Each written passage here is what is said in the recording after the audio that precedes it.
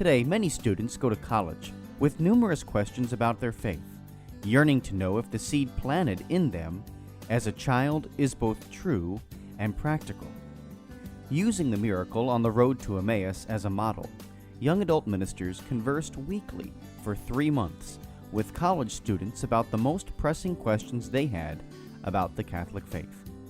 As they journeyed together virtually, something amazing happened. Doubts disappeared, fears faded, and Jesus revealed that He is still alive. Hearts Burning Within Us, the latest book from Patchwork Heart Ministry, is a result of that grace-infused conversation. It is the perfect back-to-school gift for recent high school graduates and current college students. Get your copy for them today at patchworkheart.org or by calling 424-704-3278. That's 424-704-3278.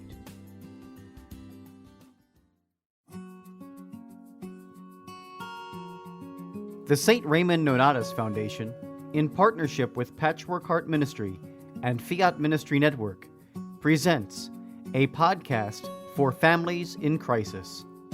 Hello, and welcome to a podcast from the St. Raymond Nonnatus Foundation for Freedom, Family, and Faith. This is Anne DeSantis. I'm the director of the foundation, and this is our Families in Crisis podcast. It comes out the last Thursday of every month, so just mark your calendar. 8 p.m. Eastern Time is when it comes out, but it's always on demand at our YouTube channel at Philly Nonnatus. And I'm joined by our wonderful president of the foundation, Mickey Kelly. Mickey, thanks for joining us again. Great to be here, Anne, as always. That's right. We're in the middle of a series here on the Cardinal Virtues. And so if you haven't heard the other 2 podcasts that we did, be sure to go to Philly Nonnatus and listen to the ones that we did. We did one on Prudence, and then we did another one on justice. So this one is going to be on Fortitude. And so I thought I'd start out with, if I could, Mickey, we'll just talk a little bit about the human virtues and then Prudence, and then we can both interject, is that human virtues are firm attitudes, stable dispositions, habitual perfections of intellect and will that govern our actions, order our passions, and guide our conduct according to reason and faith. They make possible ease, self-mastery, and joy in leading a morally good life. The virtuous man is he who freely practices the good. And so these are like, if you think about like a structure that has 4 legs, like a table or something like that, that's sort of what the cardinal virtues are. They are like the ground floor of our faith, and those virtues that are just so very important. And so on this day, and I should mention that what I was reading from was from the Catechism of number 1803, Life in Christ, Man's Vocation in the Spirit, Chapter 1, Dignity of the Human Person. Just a little bit more I wanted to unpack about the human virtues is that moral virtues are acquired by human effort. They are the fruit and seed of morally good acts. They dispose all the powers of the human being for communion with divine love. And so before I move on to Fortitude, I want to mention, as Mickey knows, and as some people listening know, that this podcast is geared for families in crisis.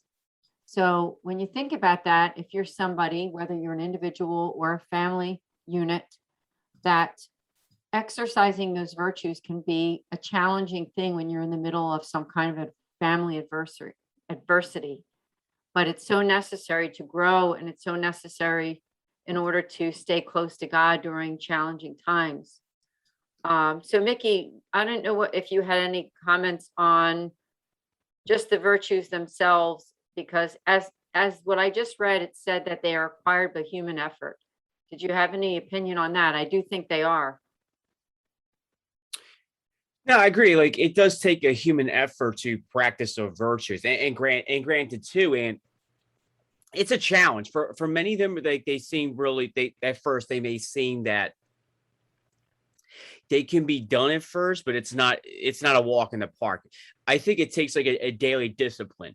If we look at Prudence, like we recap, I'm going to go back with the previous 2 we did recently. Yes. You look at prudence, that takes a heck of a lot of practice as well. Because, most of the time you have to think about the things too. Like I gave you the examples too that, like, I thought of going out of town or something, maybe going for a nice little long furlough or something. However, do it because of unforeseen circumstances, I had to take a step back and make sure I have money to pay for unexpected medical expenses, or even just to pay, bills, period.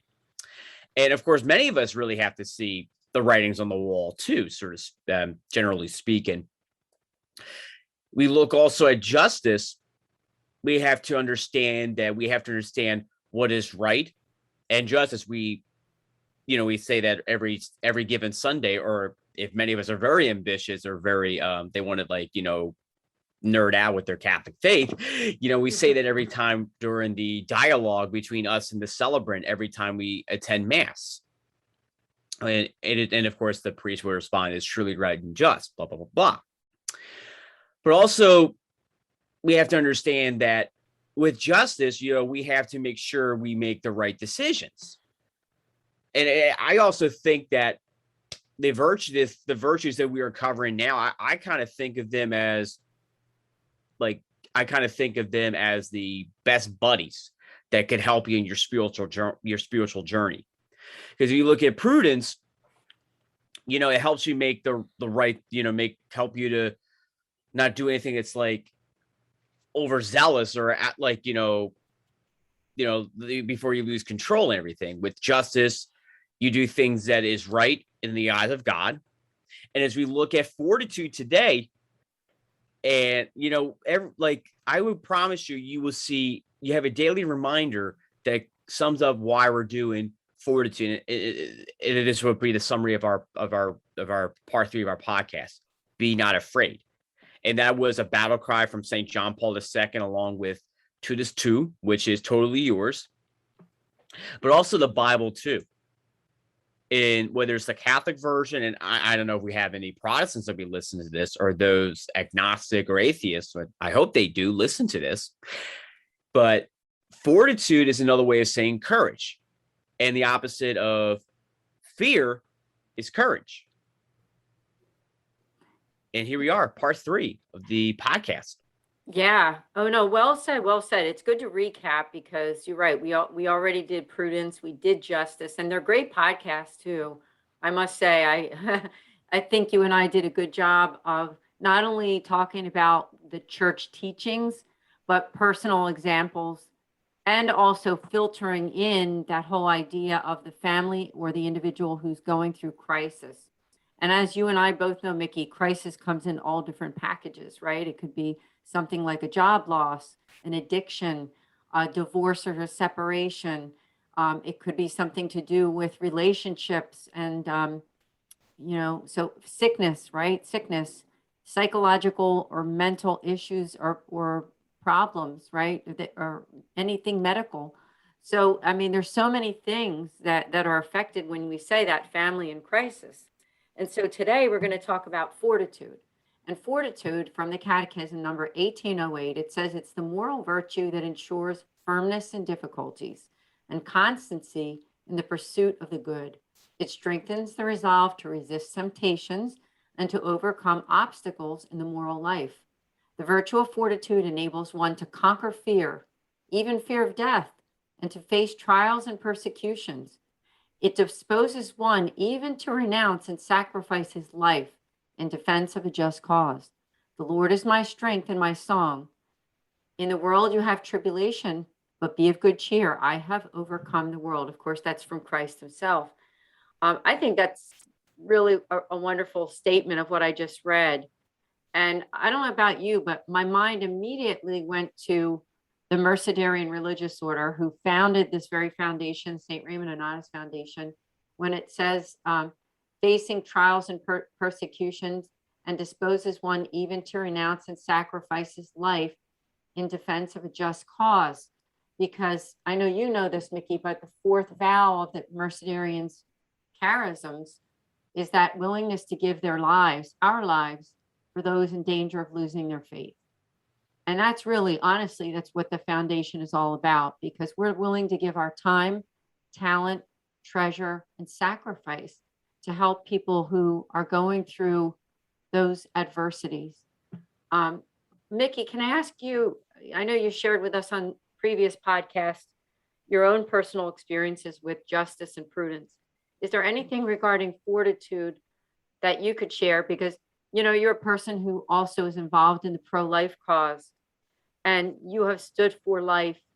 And even in at that fear of death, you face trials and persecutions. Of course, I'm reading that catechism right here. Can you share with us anything in your own life that has helped you with the virtue of fortitude?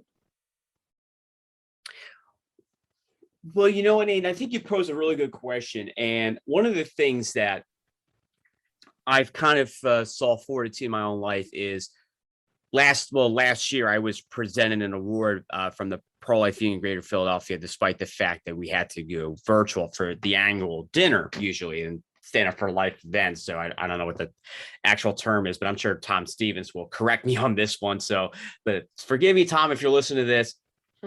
Anyhow, I give him a shout out. So that's cool. Right, that's right. Yeah.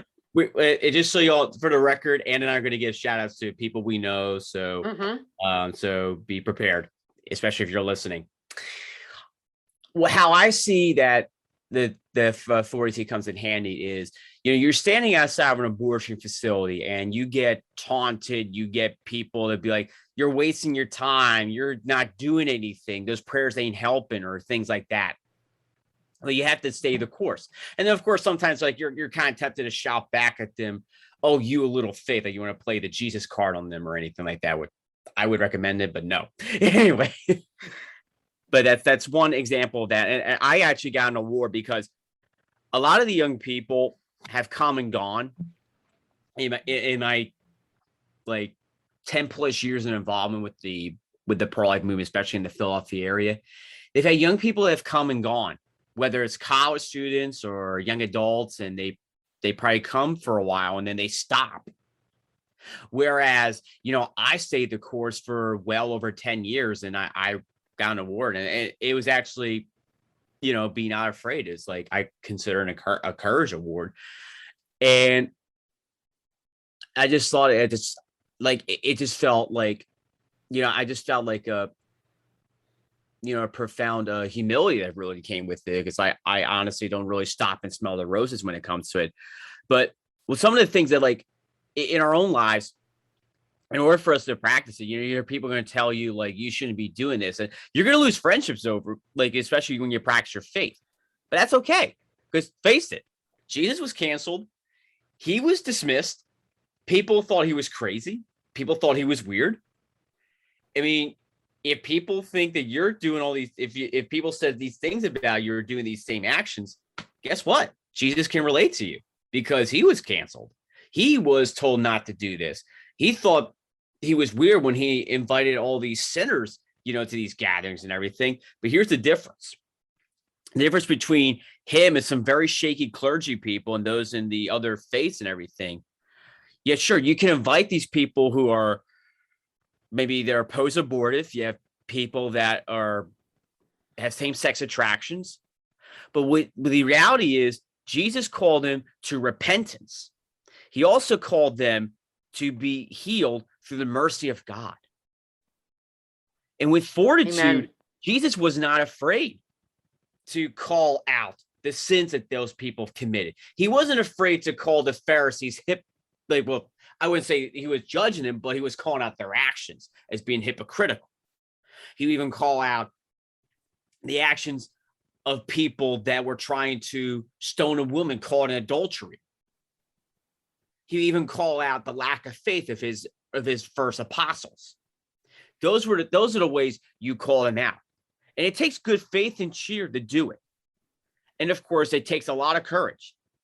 And people will say, like, oh, you got the, you know what, to do it. Well, I'd rather say the audacity, you know, as a polite way of putting it. You know, and face it, have the audacity to call people out for what they're doing is wrong. Such as your elected official claims to be Catholic, yet it supports gay marriage or abortion. Call them out.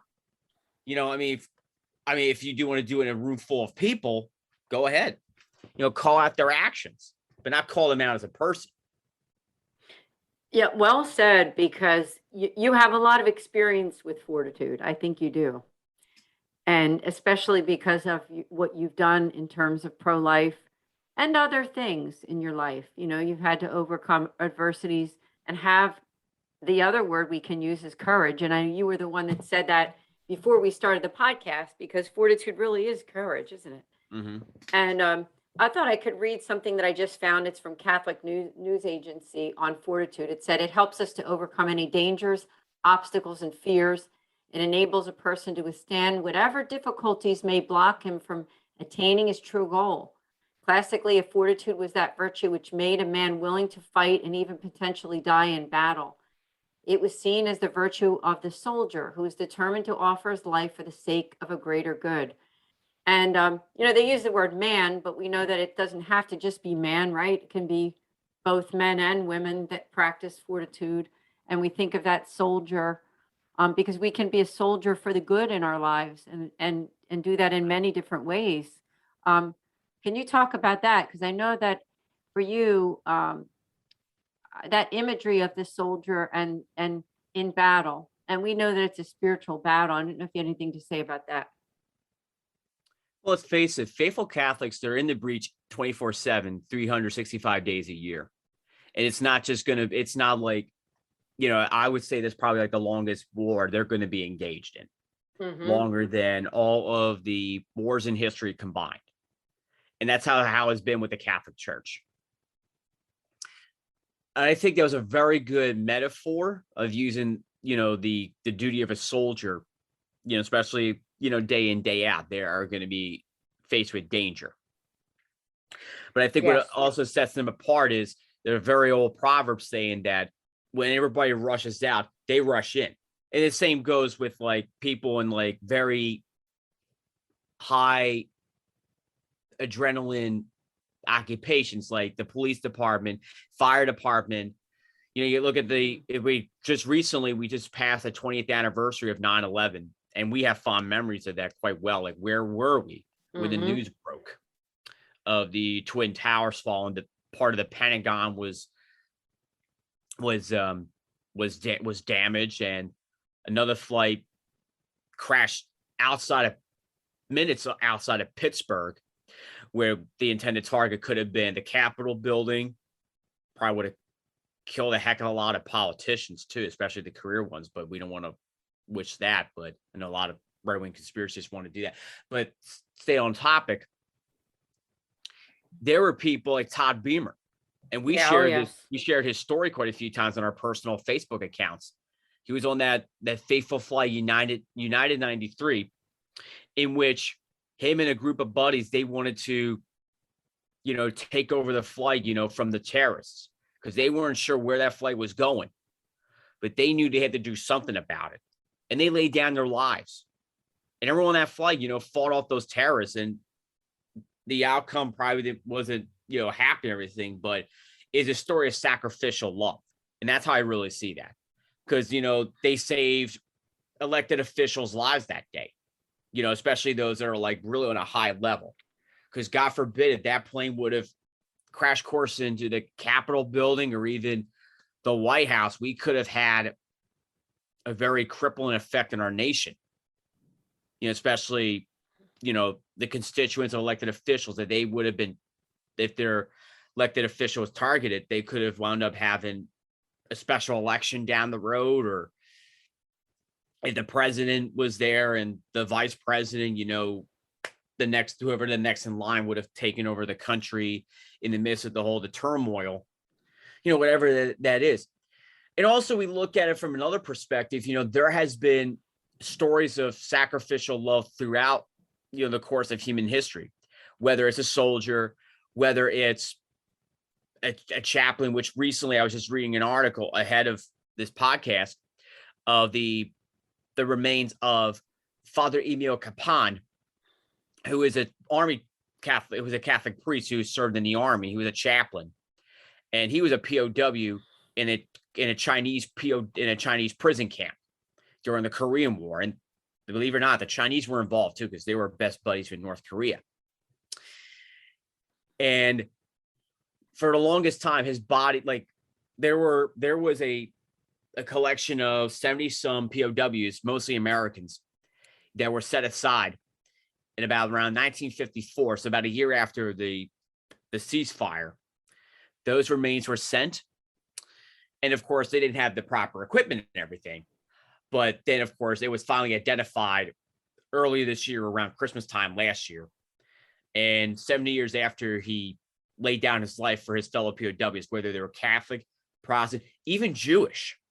And some of his cellmates or prison mates, they're still alive today to tell his story that led to his posthumous Medal of Honor, receiving the Medal of Honor posthumously. And then there was that 8-year period between the time the family received the Medal of Honor to when his body was officially identified, that he was buried with military honors in his hometown of Wichita, Kansas. And that is an excellent story. And I highly recommend that everyone really reads the story of Father Emile Capon, let alone also, nearly 2 decades later, another chaplain by the name of Father Vincent Capodanno from Long Island, New York, who laid down his life. And we just passed the anniversary of his death too, earlier in September, in which he took not just one, but he took 27 bullets for a fellow Marine. And when he said to him, "You're going to be okay, fellow Marine." And he took all those bullets for them, and they found him too. And then 2 years later, he was awarded the Medal of Honor posthumously. And he ran to danger too, helping all these wounded Marines, get to safer ground. And he took a bullet himself, but he still kept going. And it takes a lot of guts to really do something like that. You could have said, "Oh, I give up. I'm hurt," whatever. But Fortitude, people will probably try to dumb you down. They would try to knock you down or anything. And I also think of the boxer that wants to go up against, the favorite champion who's favored to win. You may get knocked down a couple of times. And I also love like the pivotal fight in the 4th Rocky film. Well, in all the Rocky films that there have been, you have the pivotal fights in which, Rocky is an underdog. And he goes up against, in the first 2, he goes up against, the heavyweight champion of the world, who will later become his mentor in the 3rd one to try to reclaim his title. And then that mentor will go up against a powerhouse boxer for the Soviet Union. Oh, yes. And then that mentor will fall. And then Rocky was like, he wants to take up the gauntlet. And he wants to face that champion of Russia himself. And, people are saying, like, you're not going to win. People are trying to discourage him. But he kept going. He was determined. And, there were times like people thought like it's over, he's done. But he went the distance with that powerhouse boxer. In time, the momentum, there was a turning point in that movie where everyone's cheering for him. Amen. All Russians were cheering for him. Mm-hmm. And in time, he had that fuel to use to knock him down. Knock him down, he won. And it wasn't about money. It wasn't about fame. All it took is all about courage. One of my favorite Christian songs is Courageous. And that is by Casting Crowns. Mm-hmm. And, we are made for much more. We're not made for comfort. We're made to stand against everything that's changing the world from God. We have to swim against the tide, as we're reminded time and time again. There's a quote I actually came across from St. Ambrose, who, because of him, St. Augustine was a revert to the faith. One of the duties of Fortitude is to keep the weak from receiving injury, another to check the wrong motions of our own souls, a third, both to disregard humiliations and to do what is right with an even mind. And I think he really hits the nail in the coffin because we have to do things in our hearts that we know that is right, such as, doing things that are in line with the faith, while others think, oh, it's okay, you can do whatever you want. I actually challenge the priests on this quote. You look at what's been going on with the liturgy. It's being abused. It's being, this being saturated. And I just like to say to the fathers out there and the bishops too, you're not off the hook. You have graces and eminences, but you have a job to do. Your job is to lead the faithful to heaven. And you don't want them to be lukewarm at all. You want them to be the best version of themselves that God called them to be. You will have a duty to fulfill your duty that you promised when you were ordained by your bishop or cardinal. You must lead your flock to heaven. You must take the challenging road. I will promise you it'll be worth it. Well, if I could interject, I have to say everything that you've said for the last 10 minutes or so, starting with the two examples, 5, 10, whatever it was, but it doesn't matter because wonderful examples of faith of the first two, and then you mentioned the Rocky movie, which I think is all about fortitude and about standing up to who God made you to be, right? And then what you just said about the quote from, was it St. Ambrose, right? Mm-hmm. And that's beautiful because St. Ambrose and St. Augustine, they were close, and so I really like that, Mickey. Thank you for sharing it. And I'll just go on to say that something that I'm reading here, it says that this is the call of every Catholic to possess fortitude to the extent we willingly offer up our lives for God and the church. Although we probably won't be literally killed for our faith, still we must be prepared to make all kinds of great sacrifices in living out our Catholic identity.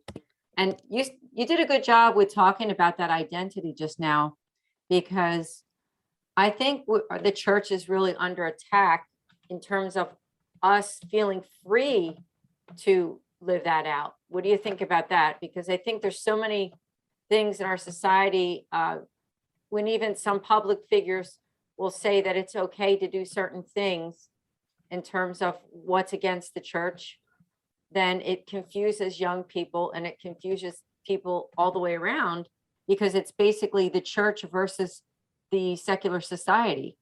And a lot of times even Catholics will decide to side with the secular world. What do you think about that? And I think you bring up a really good point. You kind of like piggybacked on something I made a moment ago. But if we look at, and I'm not trying to borrow talks from some of the like heavy guns in the church or anything, but no matter what they say, they are relevant to what we are facing now. One of the things that I have noticed is that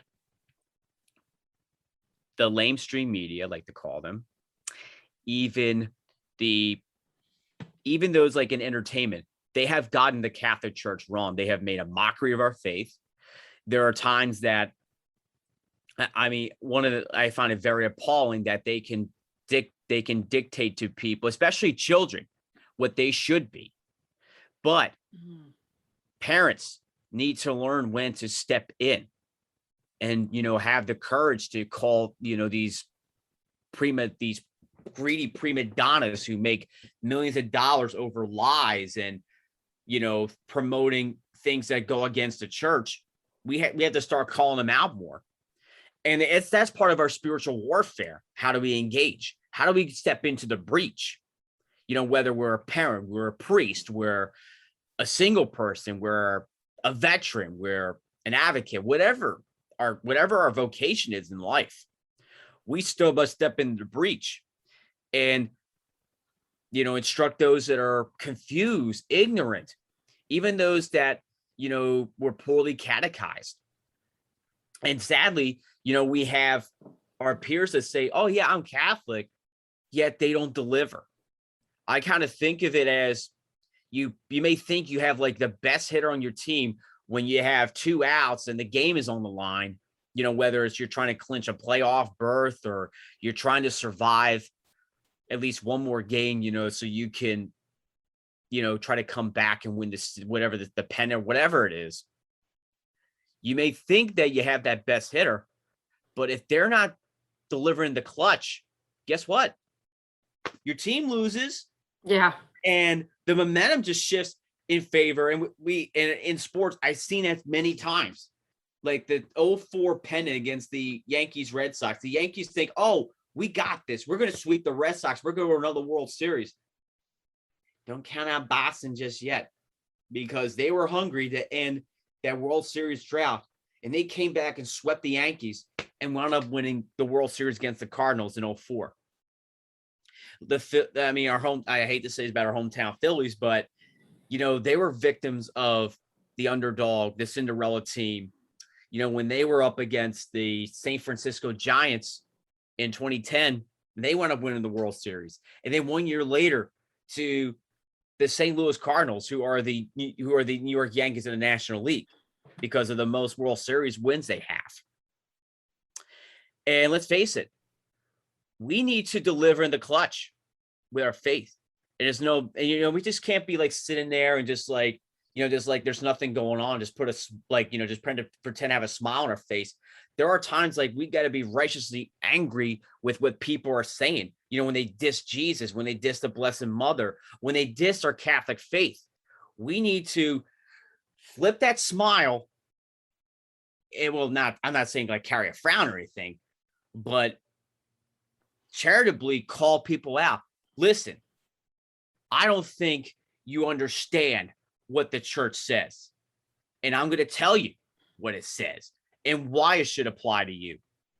And I'm going to tell you why you shouldn't work for Planned Parenthood anymore, because whatever these people are saying about it, they get it right and the media gets it wrong.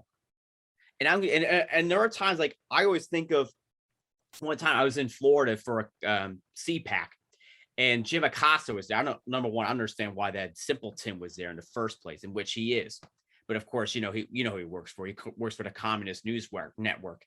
And I was leading, and of course, I was giving him the Philly treatment. I was calling him like a crumb bum, and I was calling him an idiot, and I was calling him, an opinion checker and everything, because he's not for facts. He's for opinions that just fits his own agenda. And let's face it, the mainstream media, they don't get it right. Even these journalists, they make millions of dollars for propaganda. They don't do facts. Not at all. And let's face it, we got to start fact checking them.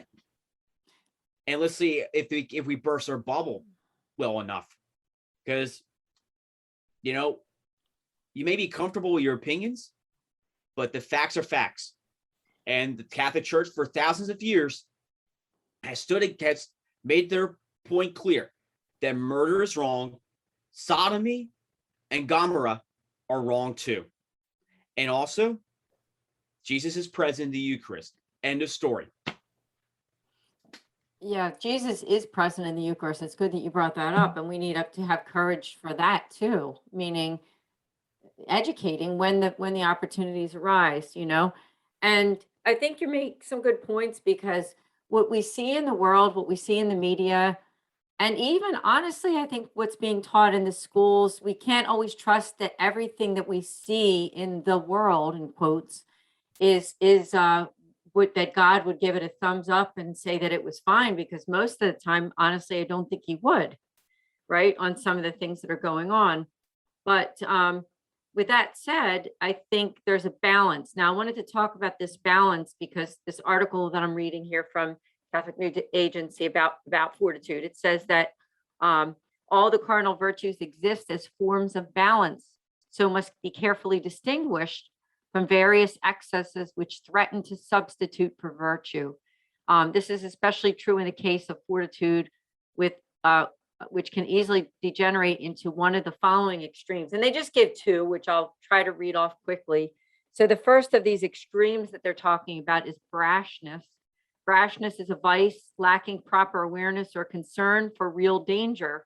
A brash man is an excessively bold man, full foolishly charges into danger and difficulties that could have been avoided. He's the one who goes looking for trouble, who enjoys risk for its own sake, but there's nothing virtuous about needlessly courting danger, such an attitude is foolhardy and not brave. So that's one. Let me just read the next one too, so we have those two to discuss. So that was brashness is first. The second is cowardice. Cowardice is the vice of refusing to take a prudent risk or making a prudent sacrifice because of fear. It's the abandonment of the greater good due to the terror of sustaining loss and hurt. The coward is so concerned with total self-preservation that he becomes crippled in relation to the world. The world presents itself not as an opportunity for attaining goods, but rather as a collection of personal threats. So let's start with brashness. I wanted to ask you, because you have a lot of experience with this, even in the pro-life world, of seeing different people who side by side with you even, right? Mhm. Have you ever seen that so-called brashness, which would be that excessively bold man or woman? Well, we have a mutual friend in us by the name of Marlene Downing. Hi, Marlene. We're giving you a shout out. But I have seen her when we have like some big rallies in the 2 years that I have known her, in which she would share stories and then she would close in a prayer. And oftentimes too, we would have maybe, let's say, like a handful of volunteers that would wear the yellow bibs, I call them, but one place they have like what's called the Pride, because I guess they have a lot of LGBT employees with them. Wow. Anyway, Marlene would do, I would call it like one of those prophet moments when they go and they would tell people to repent or turn away and everything, and the volunteers would act like a bunch. They would act like fools, saying, like, jeering at her and saying a lot of the explicit things, vulgar language and everything like that. But she still kept going, and I just thought like her boldness really was like, that's what's up. And also, too, in my early involvement, I remember the late John Stanton, God rest his soul, by the way. And I would still remember that. I don't know how he does it for someone who is in his 80s. He would go like 5-10 yards each way along Apple Tree outside the Philadelphia Women's Center. And he would offer counseling to the women that are about to enter.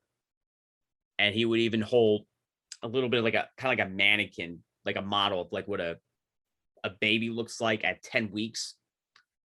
Because that's what like majority of the women going in, they're like 10 weeks pregnant. And I remember hearing this shout of mercy, and it just shook me to the core. Because that's what that's what we offer out there. And I would also say that I have seen some clergy that had to, keep the faith and just stayed strong in their courageous stand. And especially, with the Catholic priests, especially don't get a very good reputation now because especially with the recent grand jury reports and all the sex scandals that were coming to the light now. And people think that, especially those that are uninformed or ill-informed, they think, oh, all priests are pedophiles. But I have gotten to know priests that are striving for holiness. And I will promise you, they wouldn't even have they wouldn't harm a child. And the clothes I can remember seeing that was given, like, making a sign of the cross on a baby's forehead when they weren't old enough to make their first communion. Or also like children too, to make he'll put like a head over the child's head and just like give him like a little blessing. I've seen that time after time. And also I just remember over the summer, Father Dennis Gill, who's the rector at the Basilica St. Peter and Paul Cathedral, he was called a pedophile by one of those mentally disturbed homeless people who was like, I think was on drugs or whatever. And he made a point that it's just really sad to see where that where the Catholic Church is. You know, the Catholic Church is bruised, it's damaged, and also too, like, people have to understand, you know, your faith is deeper than, you know, you go into church every given Sunday. There's something more than that. It's, you know, it's like how you practice it. And Yeah, I have seen exactly. And I have seen priests, like, you know, they may think, like, you know, that they may have to clear their schedule time and time again, you know, just to be present outside these facilities. And I still remember one priest who's a retired naval chaplain after 20 some years, who's now a bishop. And before he was entered into seminary, him and the rector, Father Dennis, well, before he was rector, Father Dennis Gill, on Good Friday, they would actually, the old days of the pro-life movement, in which there would be families of people that would block the entrance of the facilities, and they were jeered and they were spat at by LGBT members that were in the neighborhood and everything. And, you know, they still stood their ground until, you know, the police came and had to arrest them because they were violating, you know, a certain code or whatever. So that was like, and I just thought to myself, you know, that's the kind of faith Catholics need to do. They need to have the fortitude to challenge these unjust laws or these things, such as this, you know, with the pandemic. I mean, I'm sure there were priests that challenged these mandates, like they couldn't celebrate mass in person or whatever. There were times that, you know, you were told not to be outside of an abortion facility, but, you know, it's okay for these hospitals to be jam-packed. And you were told to stay home by these like corrupt politicians. You were told to stay home. Yet these abortion facilities were still murdering children. 90% of them were African American. And there were still people taking a stand outside of these facilities. Even a photo, I think I made it viral. All I took was I shared the photo and boom, like those involved the pro-life movement. It said, like, you know, the state's locked down, yet abortion facilities were open and the murders were still happening. And it was a shame on, you know, whoever the governor was. You know, we need to take bold stands just like that. You know, call out what is unjust. We need to make those stands where we tell people that they're wrong, whether it's our family members, our friends. We may lose, they may want to not talk to us anymore because we're that crazy. But we're crazy in love with the Lord. And that's okay. Because, you know, and you were reminded, like, you said that quote from John 16:33, in the world there'll be tribulations, but fear not, I overcame them. And earlier in his ministry, Jesus said that he came to cause divisions. And I think we're seeing some of that right now. We are. But in order for us to overcome those divisions, is we have to boldly and be not afraid to stand for what is right. And that's what our faith is about. Yeah, amen. That's what our faith is about. I think I love everything that you're sharing, because you have a wealth of knowledge, especially what you've witnessed within ministry, right? And so it's just good to hear from somebody who really understands, which is yourself, that whole idea of fortitude and courage. And I know we just talked also about that whole idea of brashness. What about the cowardice? I know I read that definition, and I'll read it one more time, just a little bit. Is so concerned with total self-preservation, he becomes crippled in relation to the world. Have you ever seen or experienced that even in ministry? I think there were times that there would be, there were times, like, I think I got scared. And most of it had to do with, I was shaking, because there were times that I did get assaulted when I would be outside the abortion facilities. And there were times too, there was a one escort, well, he's not there anymore, thank God. But he would taunt you, he would jeer you, he would say things to you and try to mess up you, like, while you're trying to pray or whatever. But, you know, there are times, like, you have a split-second decision to make. You either keep going or you just retreat. And the last time I checked, if I was a member of the Marine Corps, retreat is not in the vocabulary, because they have a famous saying that goes back to World War I, retreat hell. And I think that should be a battle cry for faithful Catholics. Don't run away from the battle that's in front of you, but rather just stand your ground. Yeah, standing your ground is an important thing, because when it comes to fortitude, you do have to do that. And I also have that fortitude helps steer a middle course, as it helps to overcome fear and yet restrains excessive boldness. So I think at least what this article is trying to present, that real fortitude and courage is, I don't want to say it's somewhere between like being scared and then being too brass, but it's probably more on the side of being a little more bold, right? But I think what it takes is that everything is in how we present ourselves, right? And there's going to be times where you will feel kind of a distance with your relatives or friends or neighbors if you're really standing with what the church teaches, but yet most of the people don't care about that stuff. And so you have a choice of either living it out and being quiet about it, or when the occasion comes up, you might be able to talk about something that has to do with what you believe and what the church teaches, right? I guess that balance comes in with, when do you do it? Do you wait for something in conversation to come up, or do you just say it before that happens?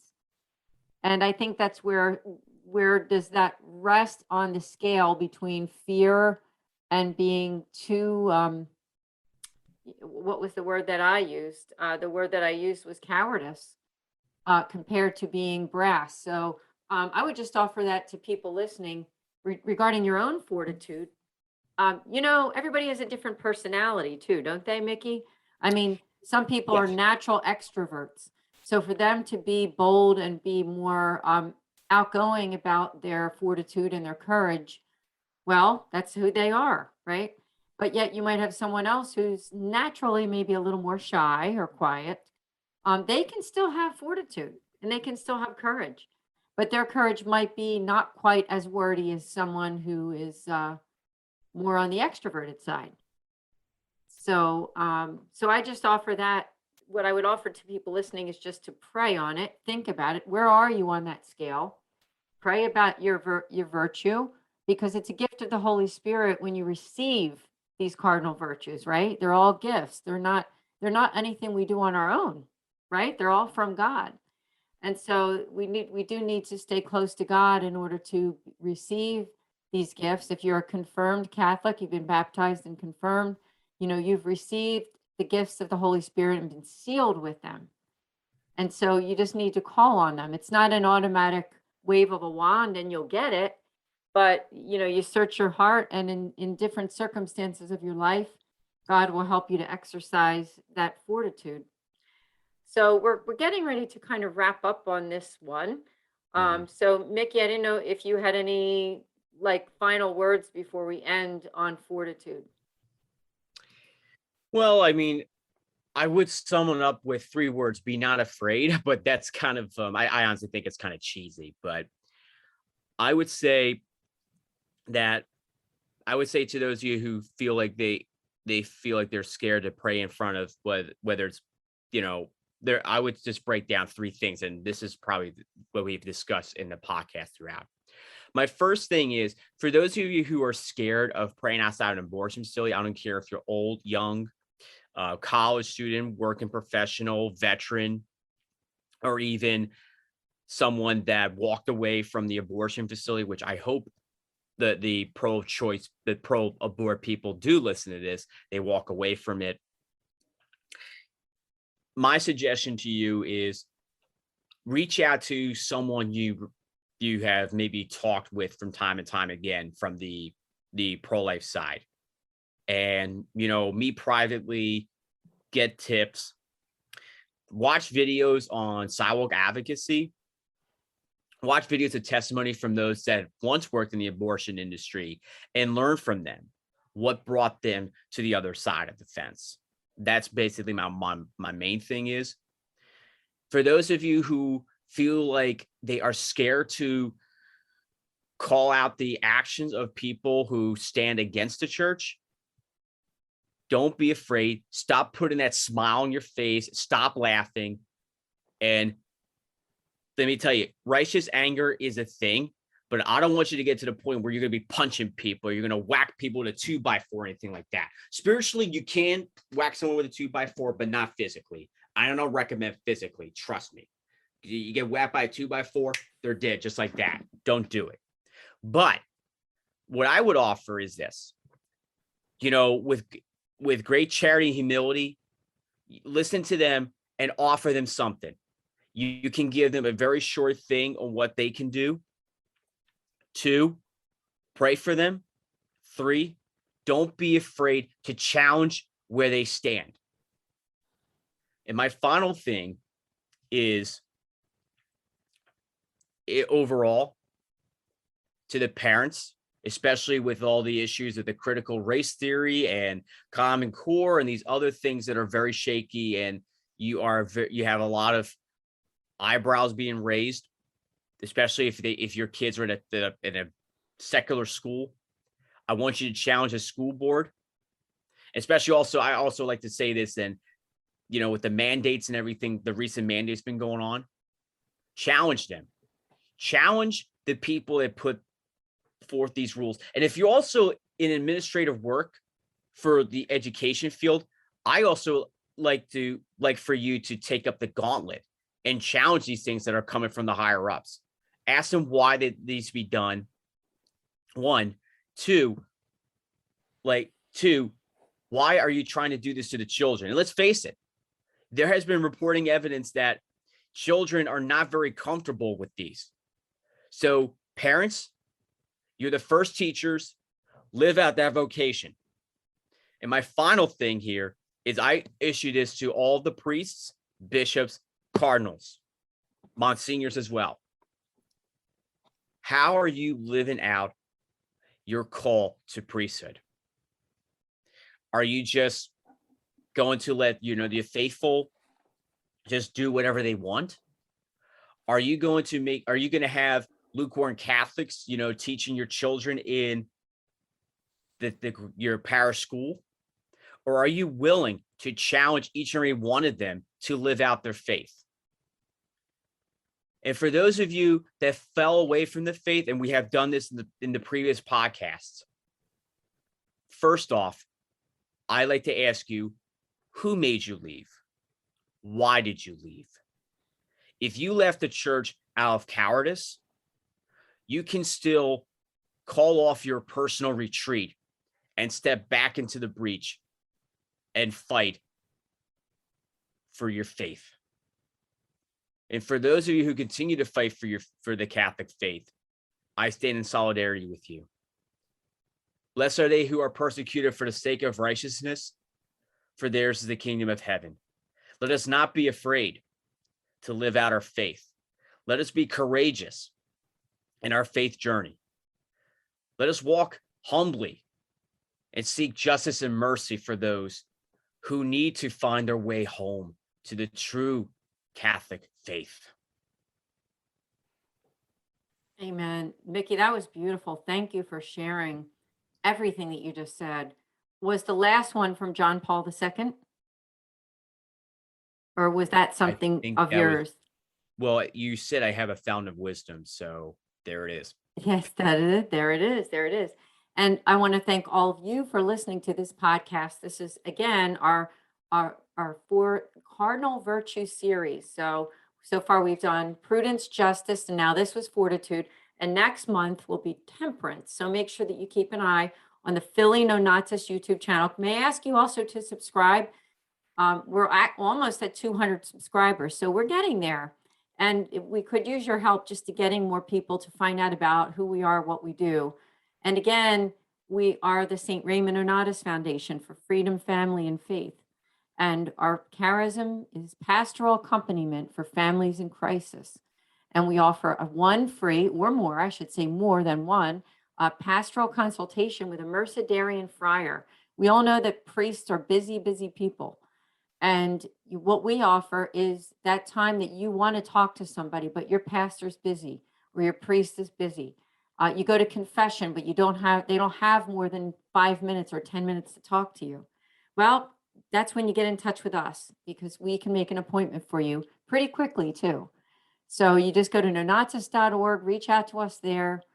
And we also have missions for marriage enrichment and for those affected by divorce and separation. But our main mission is for families in crisis.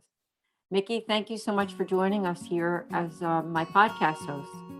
Always a pleasure, Anne. God bless everyone. We'll see you here next month on the St. Raymond Nonnatus Foundation for Freedom, Family, and Faith podcast.